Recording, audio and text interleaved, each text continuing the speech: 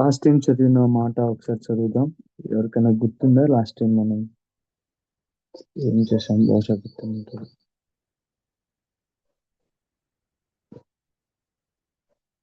Last time ఏం చేసాం ఒక్కసారి ఎవరైనా గుర్తు చేసుకుంటారు?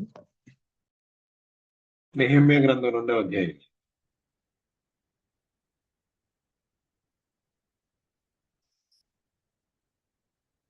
ఇంకా ఇంకా తిరిగి కట్టడాన్ని గురించి 1 కొరింథీ 3వ అధ్యాయంలో కూడా చదివారు. అదే ఇంకా వేరే వాళ్ళు కూడా చెప్పండి. ఇంకా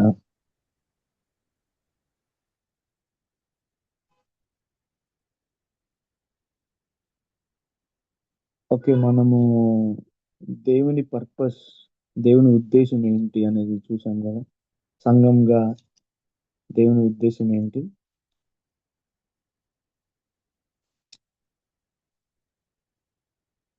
మనం కట్టబడాలి కదా. కట్టుట అనే టాపిక్ చూసాము. ఎఫెసీయులకు రాసిన పత్రిక 4వ అధ్యాయం నుంచి చూసాము. ఒకసారి తీస్తారు. ఎఫెసీయులకు రాసిన పత్రిక 4వ అధ్యాయం 13వ వచనం.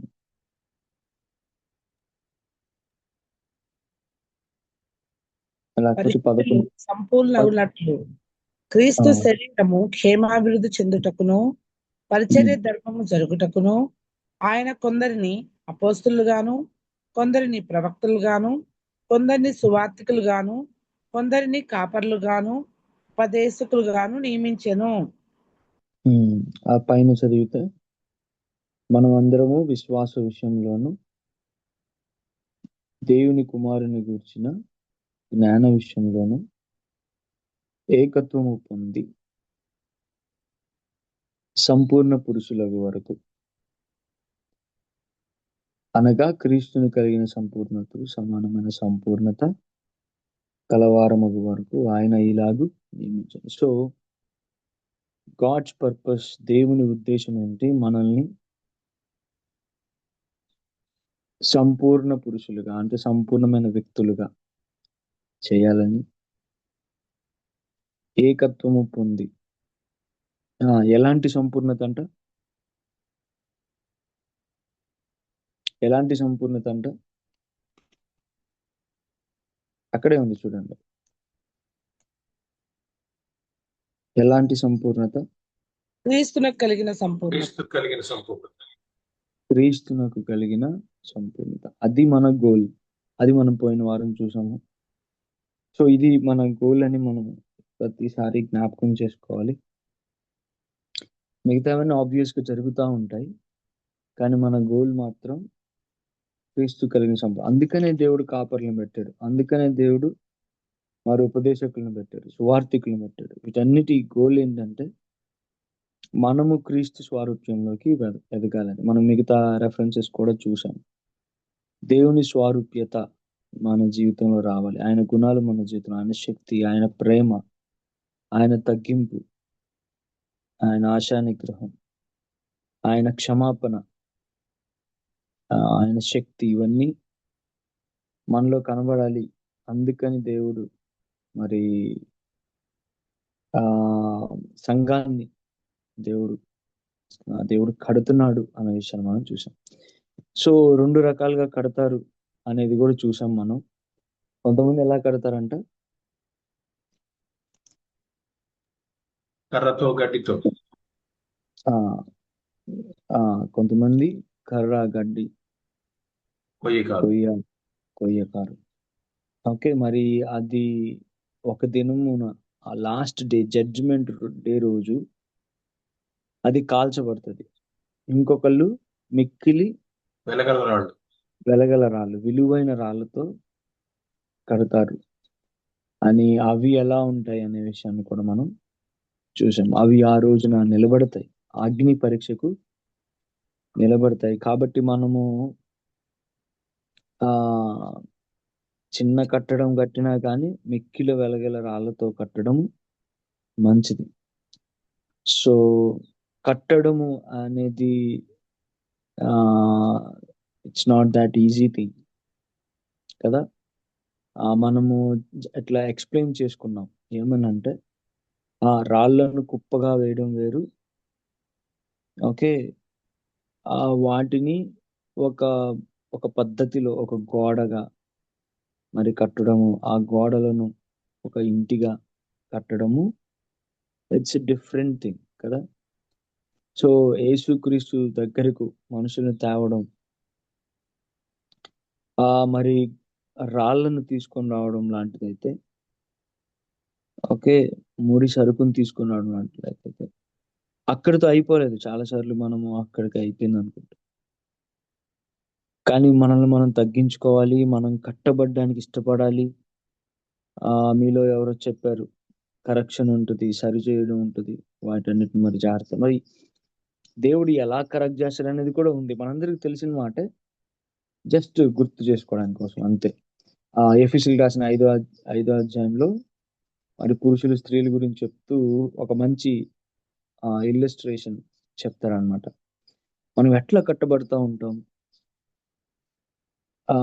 అనేది చెప్తూ 5వ అధ్యాయం 25 నుంచి 27 చదవండి. పురుషులారా, మీరును మీ భార్యను ప్రేమించుడి, అటువలే క్రీస్తు కూడా సంఘమును ప్రేమించి, అది కళంకమైనను ముడతైనను అట్టిది మరి ఏదైనను లేక పరిశుద్ధమైనది గాను నిర్దోషమైనది గాను మహిమగల సంఘము గాను ఆయన తన ఎదుట దాన్ని నిలవబెట్టుకొనవలనని వాక్యముతో ఉదక స్నానం చేత దానిని పవిత్రపరచి పరిశుద్ధపరచుటకై దాని కొరకు తను తాను అప్పగించుకొనెను. దాని కొరకు తను తాను అప్పగించుకున్నాను. సో దేవుడు ఈ విధమైన పని మన హృదయంలో చేస్తూ ఉంటాడు. ఓకే, ఏం చేస్తాడంట, కలంకమైన ముడతైన అట్లా ఏదైనా లేకుండా పరిశుద్ధమైనదిగా నిర్దోషమైనదిగా మహిమ గల సంఘముగా తన ఎదుట నిలవబెట్టుకోవాలని వాక్యముతో ఉదక స్నానము. సో ప్రతిరోజు మన జూమ్ మీటింగ్ ఒకే వాక్యముతో ఉదక స్నానం. ఎందుకు అంటే మన అల్టిమేట్ ఎజెండా ఏంటంటే, అది కలంకమైన ముడతైన లేకుండా పరిశుద్ధమైనదిగా నిర్దోషమైనదిగా మనం వెళ్ళాలి. సో అది మన గోల్, అది మన గోల్. సో నేను ఎందుకు ఇది నేను ఒక్క వాక్యాన్ని ఇస్తున్నానంటే, సో కొన్నిసార్లు సోల్ విన్నింగ్ ఫోకస్డ్గా తమను తాము ఎట్లా బిల్డ్ చేయబడుతున్నాము, దేవునికి మనం ఎంత లోబడుతున్నాము, దేవునికి ఆ తగ్గింపు స్వభావంతో దేవుని దగ్గరికి వస్తున్నాము, కరెక్ట్ చేయడానికి, ఆయన కరెక్ట్ చేస్తే దాన్ని తీసుకోవడానికి ఇష్టపడుతున్నాం అనే దాని మీద ఆ ఇన్నర్ లుక్ లేకుండా నేను అది చేయాలి ఇది చేయాలి అని వెళ్ళడం వాక్యానుసారంగా అది ఫిట్ అవ్వదు. మీరు ఎక్కడ చూసినా కానీ, so God's goal is that ఆయన సెకండ్ కమింగ్ కోసం మనం ప్రిపేర్ అవ్వాలి, ఆయన కట్టడంగా మనం కట్టబడుతున్నాం, ఆయన స్వారూప్యంలో ఎదగడం. ఇక్కడ చూడండి, ఇక్కడ ఎక్కడ మీరు ఆత్మల్ని సంపాదించాలని లేదు, ఆ మాట లేదు. అంటే దాని గురించి ఆలోచించకూడదు అంటే ఉంది. దేవుడు అందుకనే ఎవాంజలిస్టులను పెట్టాడు. దేవుడు అందుకనే మరి కొంతమందికి ఆ భారం ఇస్తాడు. కొందరిని అపోస్తలులు, కొందరిని సువార్థికులు అంటే ఎవరు? మారు మనసు రక్షణ అనుభవం లేని వారిని తీసుకొని వచ్చేవారు, యేసుక్రీస్తుని సొంత రక్షకునిగా అంగీకరించమని ఇతరులకు చెప్పేవాళ్ళు, మరి వారు సంఘంలోకి తీసుకొని వస్తారు. అయితే మనం మొత్తంగా మన ఫోకస్ ఏంటి అంటే, మరి ఆయన స్వారూప్యంలో ఎదగడం. అది చాలా ప్రాముఖ్యం, అది చాలా ప్రాముఖ్యం. చాలా సార్లు ఏదేదో చేయడానికి ముందుకు వెళ్తూ బిల్డింగ్, దేవుడు మనల్ని బిల్డ్ చేస్తున్నాడు, దేవుడు మనల్ని తయారు చేస్తున్నాడు, దేవుడు మనల్ని కడుతున్నాడు అన్న అవగాహనలో మనం లేకపోతే మనం ప్రమాదంలో ఉన్న వాళ్ళం అవుతాం. మనం ఎదగలేము. అయితే చూసుకుందాం, హెబ్రీయులకు రాసిన పత్రిక ఈ ఎదగడంలో ఇంకా ఎలా ఎదగాలి అనేది మనం చూసుకుందాం. హెబ్రీయులకు రాసిన పత్రిక తెలిసిన విషయాలే 2 వచనాలు మీకు జ్ఞాపకం చేయాలనుకుంటున్నాను.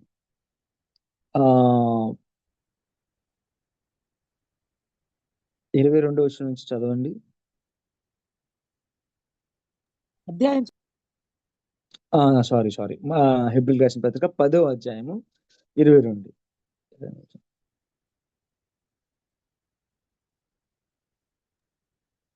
మనసాక్షికి కల్మషము తోచకుండునట్లు ప్రోక్షింపబడిన హృదయములు గలవారమును నిర్మలమైన సుఖముతో స్నానం చేసిన శరీరములు గలవారమునై ఉండి విశ్వాస విషయంలో సంపూర్ణ నిశ్చయత కలిగి యథార్థమైన హృదయంతో మనము దేవుని సన్నిధానం చేరుదుము. వాగ్దానం చేసిన వాడు నమ్మదగిన వాడు కనుక మన నిరీక్షణ విషయమై మనం ఒప్పుకున్నది నిశ్చలముగా పట్టుకుందాము. కంటిన్యూనా?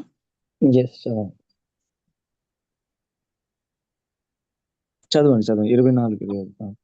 కొందరు మానుకొనుచున్నట్టుగా సమాజముగా కూడుట మానక ఒకరినొకరు హెచ్చరించుచు ఆ దినము సమీపించుట మీరు చూసిన కొలది మరి ఎక్కువగా అలాగు చేయుచు ప్రేమ చూపుటకును సత్కార్యములు చేయుటకును ఒకరినొకడు పురికొల్పవలనని ఆలోచించము. Okay, thank you.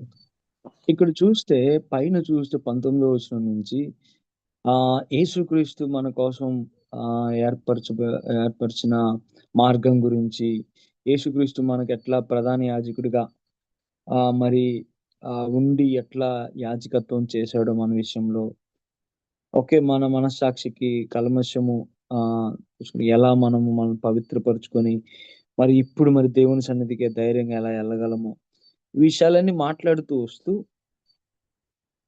కొందరు మానుకొనుచున్నట్టుగా, అంటే చాలా సార్లు దేవునితో నాకు మంచి సంబంధం ఉంది, ఓకే, సో దేవుడు చెప్పింది నేను వింటున్నాను, లేకపోతే నేను ప్రార్థన చేసుకున్నాను, నేను బైబిల్ చదువుకుంటున్నాను, ఇంకా నాకు వేరే వాళ్ళతో సంబంధం లేదు అని అనుకునే పరిస్థితి ఉంది. కానీ దేవుడు మనల్ని ఎదిగింపజేసేటప్పుడు సంఘముగా ఎదిగింపజేస్తాడు. ఓకే, మనము సహవాసంలో ఎదిగింపజేస్తాడు. చూడండి, అందుకని ఇక్కడ ఉంది, కొందరు మానుకొనుచున్నట్టుగా సమాజముగా కూడుట మానక ఒక్కనినొకడు హెచ్చరించుచు ఆ దినము సంపించడం మీరు చూపించుకోలేదు, మరి ఎక్కువగా అలాగూ చేయుచు ప్రేమ చూపుటకును సత్కార్యం చేయుటకును ఒక్కనినొకడు పురుకొల్పం. ఒక్కనినొకడు అనే మాట మనం చూడొచ్చు. అసలు సహవాసమే లేకపోతే ఒక్కనినొకడు అనేది ఎక్కడ జరుగుతుంది? చాలా మంది మారుమనసు పొందుతారు, రక్షణ పొందుతారు, ఎక్కడికో చర్చికి వెళ్తారు, అంటే అంటే ఇక్కడ ఒక చర్చికి వెళ్తారు, ఒక 10 రోజుల తర్వాత ఇంకో దానికి వెళ్తారు, ఒక 10 రోజుల తర్వాత ఇంకో దానికి వెళ్తారు, ఒక 10 రోజుల తర్వాత ఇంకో దానికి వెళ్తారు, ఎక్కడ దొరికితే అక్కడ దానికి వెళ్తారు, ఏ దగ్గర ఉంటే అక్కడ దానికి వెళ్తారు. ఓకే, సో కొన్నిసార్లు ఎమర్జెన్సీ పరిస్థితుల్లో పర్లేదు, కానీ మనము దేవుని యొక్క మెయిన్ గోల్ ఏంటి అనేది తెలుసుకోవాలి. ఏం జరగాలి? మనము ఆయన స్వరూపంలో ఎలా ఎదగబడతాం? ఆయన వాక్యం ద్వారా ఎదగబడతాం. అదే సమయంలో ఒకరిని ఒకరము హెచ్చరించుకుంటూ, ఒకరినొకరం పురుకొల్పుకుంటూ ఎదుగుతాం. కాబట్టి సహవాసం కూడా చాలా ప్రాముఖ్యమైనది. కాబట్టి సంఘం కూడా చాలా ప్రాముఖ్యమైనది. చాలా మినిస్ట్రీస్ లో సంఘం యొక్క ప్రాముఖ్యతను ఎంఫసైజ్ చేయరు. నువ్వు క్రిస్టియన్ కాబట్టి ఎక్కడొకక్కడ చర్చికి వెళ్తే చాలు అన్న ఆలోచన ధోరణి చాలా మందిలో ఉంటుంది. నేను చాలా మందితో మాట్లాడినప్పుడు మరి వాళ్ళనే మాట, చాలా మంది అయితే అసలు సారీ వెళ్ళట్లేదన్నా అంటారు. వెళ్ళట్లేదన్నా. ఎక్కడికన్నా వెళ్తున్నావా? ఎక్కడికి వెళ్ళట్లేదన్నా. మరి కొంతమంది అయితే అన్న సర్వీస్కి వెళ్ళొచ్చానన్నా. అయితే మరి అక్కడికి వెళ్ళొచ్చావు, ఒకరినొకడు పురుకొల్పుకునేది జరుగుతుందా? ఒకరికొకడు పురుకొల్పుకుని నువ్వు వెళ్తావు, కూర్చుంటావు, నీ గురించి ఆ పక్కనోడికి తెలియదు, పక్కనోడి గురించి నీకు తెలియదు. కానీ అది దేవుని ఉద్దేశం కాదు. ఒకరినొకడు ఒక మంచి చర్చ్ లో ఉండాలి, ఎస్టాబ్లిష్ అవ్వాలి. అక్కడ నీ గురించి ఇతరులకు తెలియాలి, ఇతరుల గురించి నీకు తెలియాలి. ఇది దేవుని గోల్, ఇది దేవుని పర్పస్. సహవాసంలో దేవుని పర్పస్ ఇది. సహవాసం అంటే 10 మంది కూడిన ఏదో మనము క్రికెట్ గేమ్ ని అటెండ్ అయినట్టు, అక్కడ పాటలు పాడుతుంటే, అక్కడేదో పెర్ఫార్మన్స్ చేస్తుంటే చూసి రావడానికి మనం వెళ్తున్నట్లు కాదు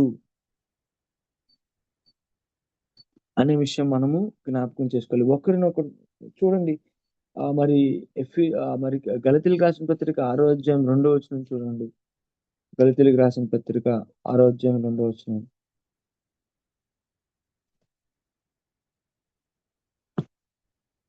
చదవండి.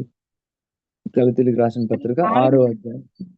ఒకని భారములను ఒకడు భరించి ఇలాగు క్రీస్తు నియమమును పూర్తిగా నెరవేర్చుడి. చూడండి ఏమన్నారు? ఒకని భారములనొకడు భరించి ఇలాగ క్రీస్తు నియమను పూర్తి ఒకని భారంలో ఒకడు భరించి మరి నేను ఏదో ఒక క్రికెట్ షో చూడడానికి వెళ్ళినట్టు వెళ్తే అక్కడ ఒక్కని భారం ఒకడు భరించే కాన్సెప్ట్ ఉంటుంది అంటారా? ఒకడి గురించి అసలు మనకు తెలీదు, వాడి భారాలు భరించడం అసలు చాలా దూరపు మాట కదా. సో ఒకని భారంలో మనం ఒకరం భరించాలి అంటే ఒకరి గురించి అంత కన్సర్న్ గా ఫీల్ అవ్వాలి, అంత ఆలోచించాలి వేరే వ్యక్తి గురించి. చూడండి, ఇది దేవుని ఆలోచన.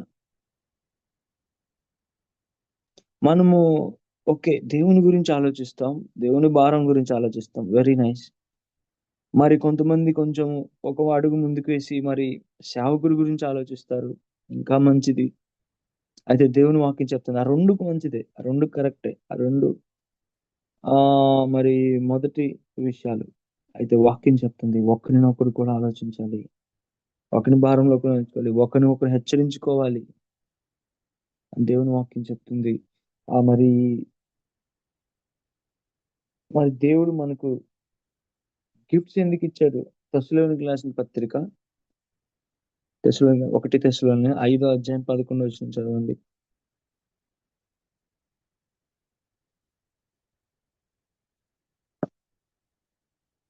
మొదటి తెస్సలోనికీయులకు రాసిన పత్రిక 5వ అధ్యాయం 11వ వచనం. కాబట్టి మీరు ఇప్పుడు చేయుచున్నట్టుగానే ఒకరినొకడు ఆదరించి ఒకరినొకడు క్షేమాభివృద్ధి కలుగు చేయుడి.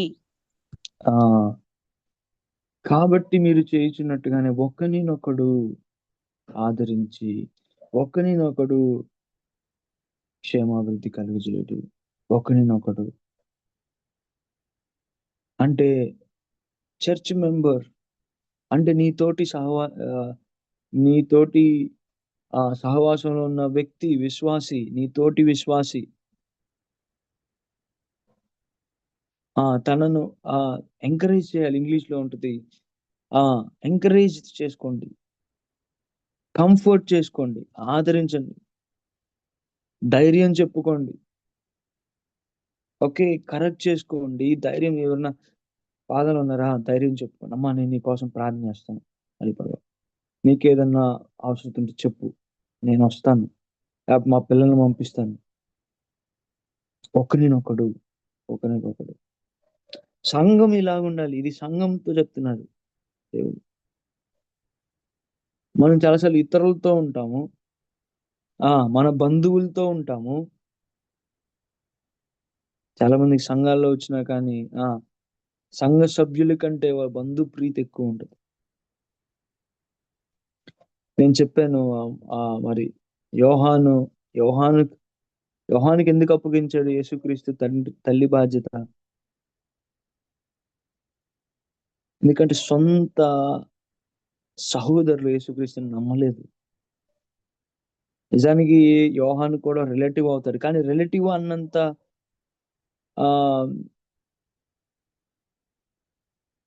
ఆ పారామీటర్ని చూసుకొని ఇవ్వలేదు తనకి బాధ్యత.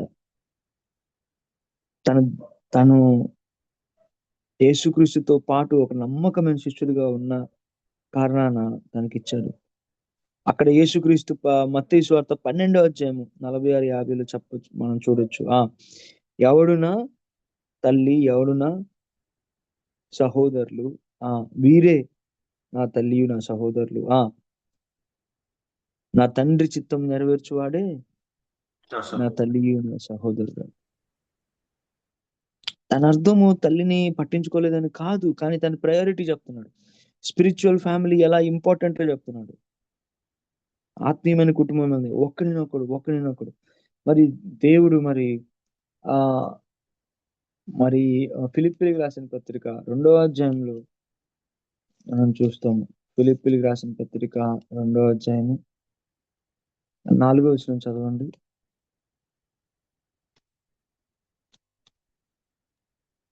మీలో ప్రతివాడును తన సొంత కార్యములు మాత్రమే కాక ఇతరుల కార్యములను కూడా చూడవలెను. క్రీస్తు యేసున కలిగిన ఈ మనస్సు మీరును కలిగి ఉండుడి. ఇతరుల కార్యములను కూడా చూడవలను. ఇతరుల కార్యములను కూడా చూడవలను. ఒకరిని భారంలో కూడా భరించుకోండి. ఒకరినొకరు ధైర్యం తెచ్చుకోండి. దిస్ ఈస్ ద గాడ్స్ మతలబ్ వ్యూ అబౌట్ చర్చ్. దేవుడు సంఘాన్ని చూసేటప్పుడు ఈ విధంగా చూస్తాడు. దేవుని ఉద్దేశం ఇది, దేవుని ఆలోచన ఇది. దేవుడు చాలా సంతోషపడతాడు ఎప్పుడైతే సంఘంగా మనం ఒకరికొకరు హెల్ప్ చేసుకుంటా ఉంటామో, ఒకరికొకరు సహాయపడతా ఉంటామో, ఒకరి గురించి ఒకరు ఆలోచిస్తూ ఉంటాము, ఒకరి భారములు ఒకరు పంచుకుంటా ఉంటాము. నాకు అనిపిస్తుంది చదువుతా ఉంటే దేవుడు కావాలని కొన్ని వ్యత్యాసాలు పెడతాడేమో అని అనిపిస్తుంది. కావాలని కొన్ని వ్యత్యాసాలు పెడతాడేమో సంఘంలో. కాబట్టి అంటే ఇప్పుడు చూడండి, 2 గ్లాసులు నీళ్లున్నాయి. 2 గ్లాసులు నీళ్లున్నాయి. రెండిటిలో మరి సమానంగా నీళ్లున్నాయి అనుకో, ఓకే. లేకపోతే ఫిల్ అయిపోయి రెండిట్లో సమానంగా నీళ్లుంటే నీ నీళ్లు నాకు అవసరం లేదు, నా నీళ్లు నీకు అవసరం లేదు అన్నమాట. అంతే కదా? నా నీళ్లు నాకున్నాయి, నీ నీళ్లు నీకు. అదే ఒక దాంట్లో ఎక్కువ ఒక దాంట్లో తక్కువ ఉంటే, ఓకే, నాకు ఎక్కువ ఉన్నాయి, నీకు తక్కువ ఉన్నాయి కాబట్టి నా నీళ్లు నీకు ఇస్తాను. సో ఈ అసమానతలు, ఎగుడు దిగుడులు, ఓకే.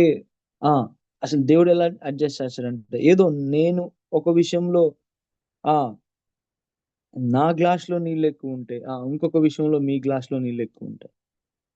నాకు అనిపిస్తుంది దేవుడు నిజంగా కొంతమందిని కొన్ని సంఘాల్లో దేవుడు డిజైన్ చేసినప్పుడు కావాలనే అలా పెడతాడు అనిపిస్తుంది. ఎందుకంటే అలాంటిది లేకపోతే ఆ ఇంటర్ డిపెండెన్సీ అనేది ఉండదు. దేవుడు ఇంటర్ డిపెండెన్సీని కోరుకుంటున్నాడు కాబట్టి కావాలనే ఈ అసమానతలు, అంటే ఒకరి దగ్గర ఒకటి కొంచెం ఎక్కువ కొంచెం తక్కువగా ఉండడం. దేవుడు ప్రతి వ్యక్తిని చూస్తూ ఉంటాడేమో, ఇతను ఎలా పంచుకుంటున్నాడు, ఇతను ఎలా షేర్ చేసుకుంటున్నాడు. కొంతమంది చక్కగా ప్రార్థన చేయగలరు, కొంతమంది ఏదో కొంచెం గిఫ్ట్ ఏదో ఉంటుంది, చక్కగా వాక్యం చెప్పగలరు, కొంతమంది ఏదో డిఫరెంట్ గిఫ్ట్స్ ఉంటాయి. ఒకరికొకరు మనం అది పంచుకోవాలనే దేవుని ఉద్దేశము. చూడండి, ఒకరి గురించి ఒకరు ఆలోచించండి అని దేవుని వాక్యం చెప్తుంది. ఇంకా అసలు దేవుడు మనకి మరి అసలు మనకి ఈ ఆత్మ సంబంధమైన 1 పేతురు 4వ అధ్యాయం ఈ గిఫ్ట్స్ ఎందుకు ఇచ్చాడు? 1 పేతురు 4వ అధ్యాయం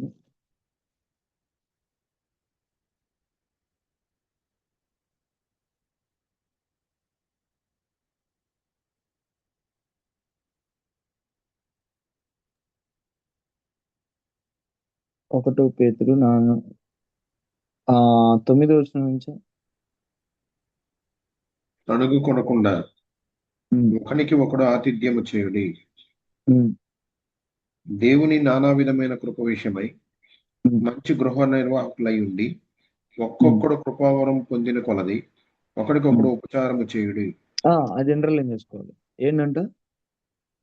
ఒకనికొకడు ఉపచారం చేయాలి. చాలా సార్లు నాకు అనిపిస్తుంది, నిజంగా మనము కొంచెం నిజాయితీగా ఉంటే మనం నిజంగా బయటోళ్ళుగా పెట్టడానికి చాలా సార్లు ఆలోచిస్తాం, కానీ మన సంఘంలో ఉన్న వాళ్ళకి గురించి మనం కొంచెం తక్కువ ఆలోచిస్తాం. కానీ దేవుని వాక్యం ఏం చెప్తుంది?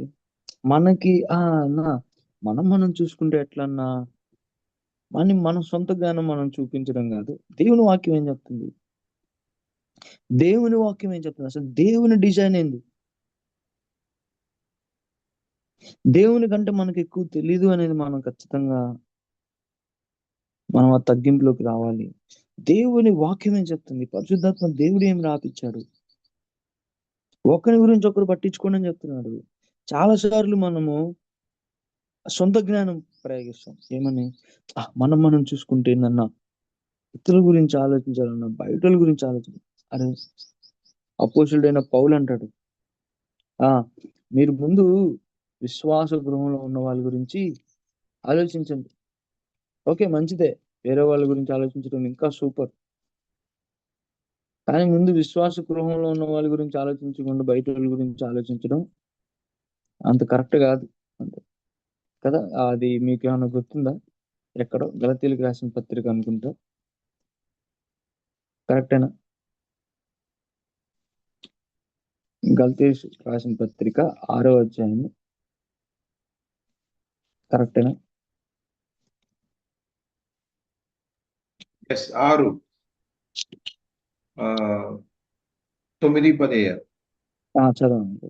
మనము మేలు చేయుట యందు విసుకకు యుందుము, మనము ఆలయ మేలు చేసిమే గాని తగిన కాలమందు పండుకోతుము. కాబట్టి మనకు సహాయము దొరికిన కొలది అందరి ఎడలు, విశేషముగా విశ్వాస గృహమునకు చేరిన వారి ఎడలు మేలు చేయుట. ఇక్కడ ఒక సీక్రెట్ ఉంది. ఏమన్నాడు? అందరి ఎడల ఎలా కలిగి ఉండాలంట?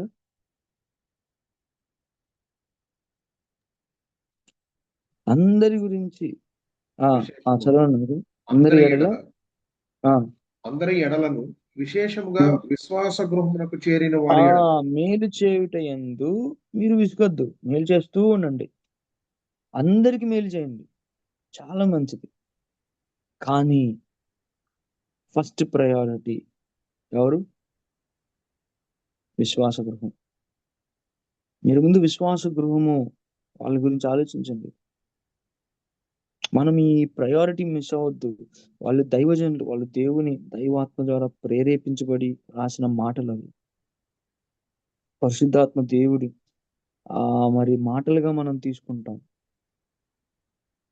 ఇక్కడ పేతురు గారు కూడా అదే చెప్తున్నారు, ఒక్కనికొకడు ఉపచారం చేసుకోండి, ఒకరి గురించి ఒకరు ఆలోచించండి. సంఘంలో ఉన్న చాలా మంది పేర్లు తెలియదు, చాలా మంది వేరే వాళ్ళు పిల్లలు ఏం చేస్తున్నారో ఏం చదువుకున్నారో తెలియదు.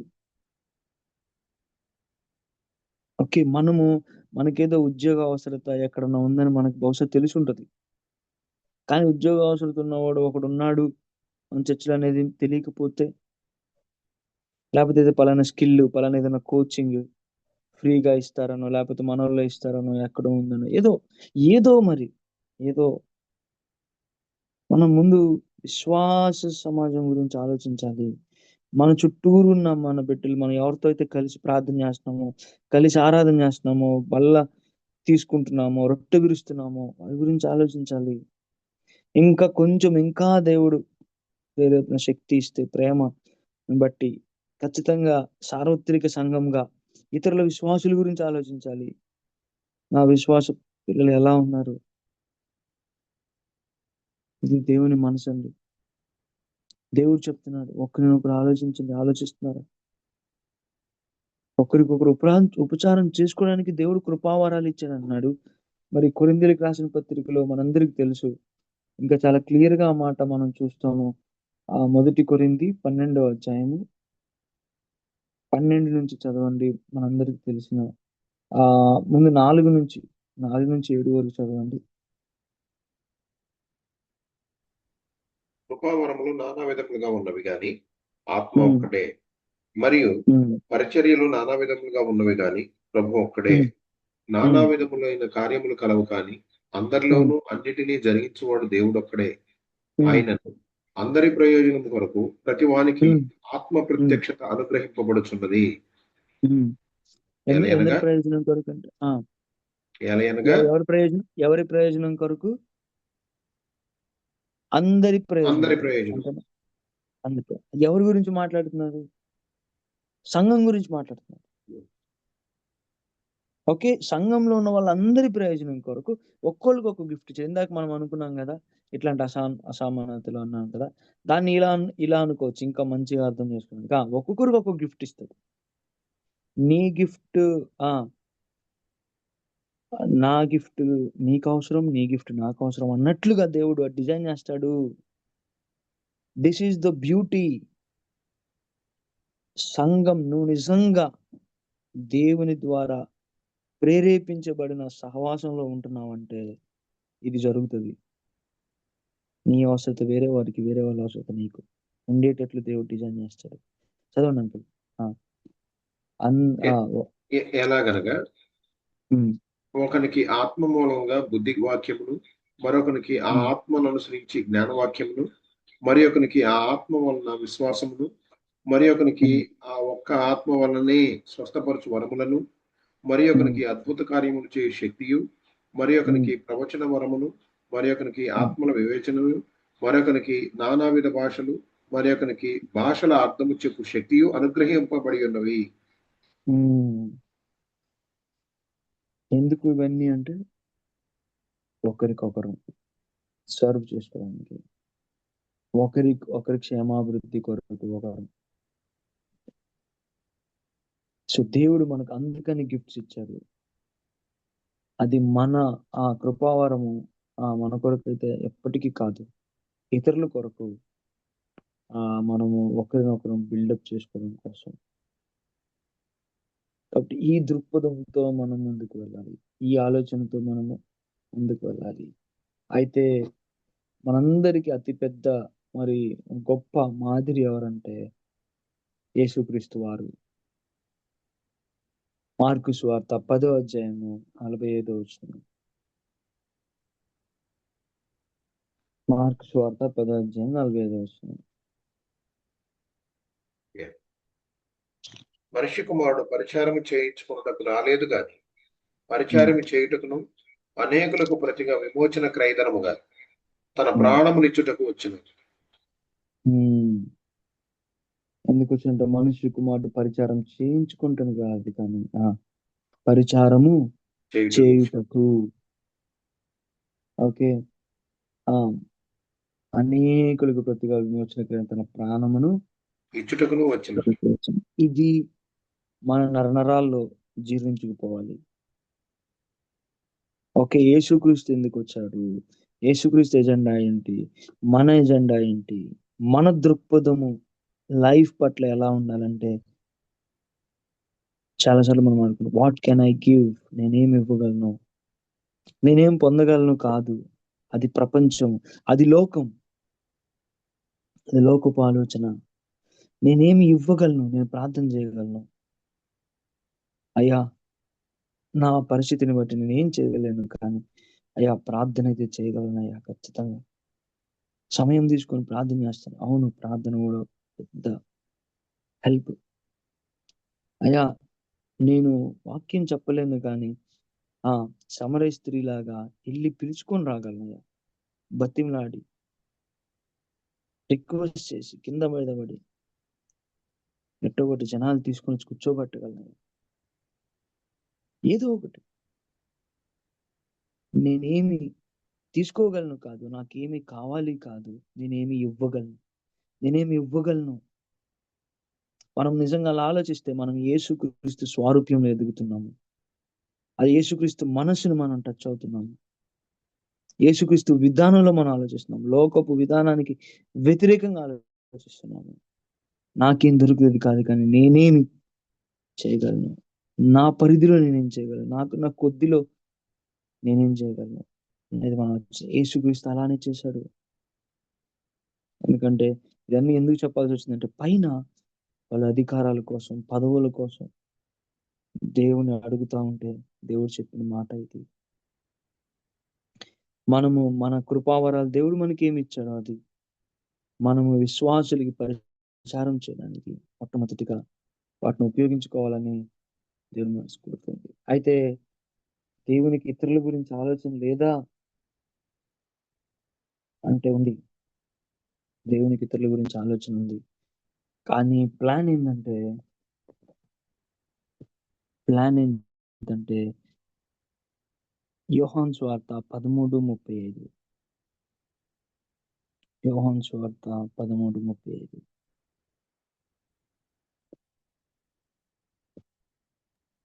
మీరు ఒకని ఎడల ఒకడు ప్రేమ గలవారైన ఎడల దీనిని బట్టి మీరు నా శిష్యులని అందరూ తెలుసుకుంటున్నా నేను. దేవుడు ముందు నుంచే ప్లాన్ తో ఉన్నాడు. ఓకే, యేసుక్రీస్తు వారు ముందు నుంచి ఏమన్నారు? మీరు అద్భుతాలు చేయాలి, ఆశ్చర్యక్రియలు చేయాలి, అప్పుడు తెలుసుకుంటారు జనాలు అన్నారా? కాదు కదా, మళ్ళీ చదవండి అంకుల్. మీరు ఒకని ఎడల ఒకడు ప్రేమ గలవారైన ఎడల దీనిని బట్టి మీరు నా శిష్యులని అందరూ తెలుసుకుందురా నేను. ఒకని ఎడల ఒకరు, మీరు ఈ ప్రపంచం ఎడల ప్రేమ కలిగిన వారి ఎడల అని ఉందా?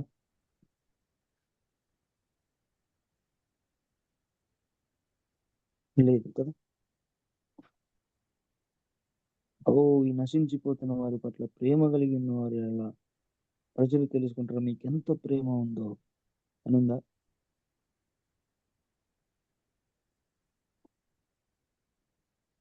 అని లేదు కదా. ఏమని ఉంది? మీరు ఒక్కని ఎడల ఒకరు ప్రేమ గలవారైన ఎడల. ఇప్పుడు నేను చదివిన రెఫరెన్స్లు అన్ని చూసి అదేంటి అంటే మనల్ని మనమే చూసుకోవడమా, మనల్ని మనం సర్వ్ చేసుకోవడమా, మనం హెల్ప్ చేసుకోవడమా? నీకు నాకు తెలియదు ఏంటంటే దేవునికి పెద్ద ఎజెండా ఉంది. నిన్ను నీలో ఉన్న ఒక 5 మందో 10 మందో మీరు ఒకరి గురించి ఒకరు పట్టించుకుంటా ఉంటే 6వడో 7వడో వస్తాడు. 6వడు 7వడు రావడం పెద్ద విషయం కాదు.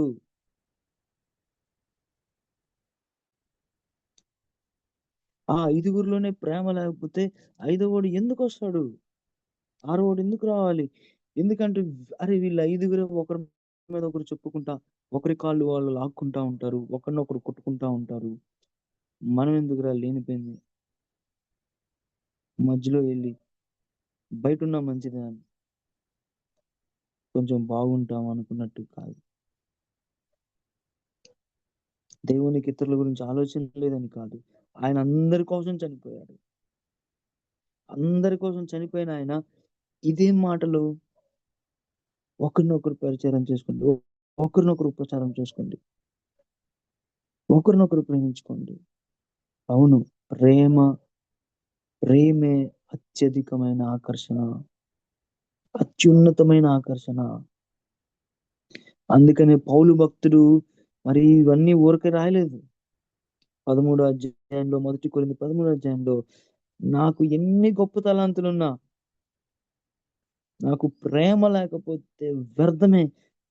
ఆయన పెద్ద మాటలు ఉపయోగించలేక అట్లా అన్నాడు. Waste waste waste. మ్రోగుచున్న ఒక కంచు లాంటిదంట. వేస్ట్ వేస్ట్, ప్రయోజనం లేదు. నా కృపావరాలకి, నా గిఫ్ట్స్ కి, నా టాలెంట్స్ కి నాకు ప్రేమ లేకపోతే, మనము చెప్పుకుంటే నా దగ్గర ఉన్న వాడికి అంటే నాతో పాటు బాప్తిసం తీసుకున్న వ్యక్తికి, నాతో పాటు సంఘంలో ఉంటున్న వ్యక్తి గురించి నేను ఆలోచన కలిగి లేకపోతే, నేను భారాలను పంచుకోలేకపోతే, నేను తనని బిల్డప్ చేయలేకపోతే, ధైర్యం చెప్పలేకపోతే, ఆదరించలేకపోతే, తన కోసం ప్రార్థన చేయకపోతే, తను సరి చేయకపోతే, తన్ని కట్టకపోతే, తన గురించి ఆలోచన చేయకపోతే, we are missing something very big. దేవుని ప్లాన్, దేవుని పర్పస్ మిస్ అయిపోతున్నాం. మనం కట్టబడాలి. ఎలా కట్టబడతామంటే, అవును, దేవుని వాక్యం ద్వారా కట్టబడతాం. దేవుని వాక్యంలోనే చెప్తుంది, ఆ దినము సమీపించే కొలది మీరింకా తరచుగా మీట్ అవ్వాలి. ఇంకా మీరు తరచుగా ఒకరినొకరు హెచ్చరించుకోవాలి, ఒకరినొకరు ధైర్యపరుచుకోవాలి, ఒకరినొకరు ఆదరించుకోవాలి, ఒకరినొకరు నేనంటాను క్షమించుకోవాలి, తొందరగా అన్ని సెట్ చేసేసుకోవాలి, ఒకరినొకరు క్షమించుకోవాలి. ఆ విధంగా మనం క్రీస్తు స్వారూప్యంలో ఎదగాలి. ఆ విధంగా మనము ఆయన రాకడ కొరకు మనం ఈ విధంగా ఉంటే మీకు తెలియకుండానే మీరు ఇతరులకి దేవుని గురించి చెప్పగలుగుతారు. ఆబ్వియస్ గా వచ్చేస్తది. మీ దగ్గరికే కొంతమంది వస్తారు. అక్క మీరు అయ్యా మీ గురించి నేను తెలుసుకోవాలనుకుంటున్నాను. అన్నా మీరు మీరు ఏంటన్నా మీరు కొంచెం డిఫరెంట్ గా ఉన్నారు. అవునండి. దేవుని గుణాలు ఆకర్షిస్తాయి. దేవుని గుణాలు ఆకర్షిస్తాయి. దేవుని గుణాలు మనుషుల్ని తీసుకొనొస్తది. అయితే ఆ గుణాల్లో మనం ఎదగాలి. మరి అంత ఈజీనా అంటే ఖచ్చితంగా కాదు. చాలా కష్టం. అందుకే మనం దేవుని మీద ఆధారపడాలి. అవును నిజం ఏంటంటే, అవునయ్యా! ఈ వ్యక్తిని నేను చూడలేకపోతున్నాను. అది నిజం. ఈ వ్యక్తితో మాట్లాడలేకపోతున్నాను. అవును. అటువంటి పరిస్థితులొస్తాయి. అటువంటి పరిస్థితులు కానీ దేవుని మీద ఆధారపడుతూ, దేవుని ప్రేమ వైపు చూస్తూ, దేవుడు ఎందుకొచ్చాడో జ్ఞాపకం చేసుకుంటూ, ఆ! దేవుడు ఎలా మంచి స్నేహితుడై మన విషయంలో ఉన్నాడో, దేవుడు ఎలా మమ్మల్ని క్షమించాడో, ఆయన వైపు చూస్తూ మనం ఒకరినొకరం బలపరుచుకోవాలి. మనం ఒకరినొకరం కట్టుకోవాలి. మనం ఒకరినొకరం ప్రేమించుకోవాలి. మనం ఒకరినొకరం ముందుకు తీసుకునెళ్ళాలి. ఆయన తగ్గింపులో ఆయనలాగా తగ్గించుకుంటూ, సరేలే మన పేరు రాకపోయినా, మనది జరగకపోయినా, మనల్ని గుర్తుంచుకోకపోయినా పర్లేదు. అన్న తగ్గింపుతోటి, ఆ వినయంతోటి నేను మేలు చేస్తూనే ఉంటాను. నేను తగ్గించుకుంటూనే ఉంటాను. నేను క్షమిస్తూనే ఉంటాను. నా సంఘము మేమందరం కలిసి ఉండాలి. మేమందరము అలాంటి దృక్పథము, అలాంటి ఆలోచన, అలాంటి విధానంతో వెళ్ళాలని దేవుడు నా నుంచి కోరుకుంటున్నాను. దేవుడి మాటలు దీవించును గాక.